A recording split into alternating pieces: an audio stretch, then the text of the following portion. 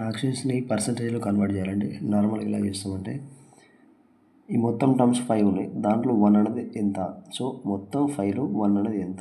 So మనకు యాక్చువల్గా marks పరంగా చెప్తాం కదా, సో 5 మార్క్స్ వస్తే 5 మార్క్స్ టోటల్ అయితే 1 మార్క్ ఎంత, సో అది మనకు వంతు, అది ఎన్నో వంతు వచ్చిందని. సో దానికి ఇంటూ 100 చేస్తే అదేమవుతుందంటే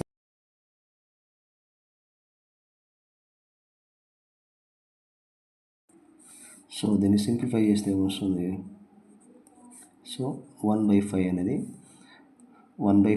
20%. సో ఇట్లా ఫ్రాక్షన్ని మనం పర్సంటేజ్ కింద మార్చవచ్చు.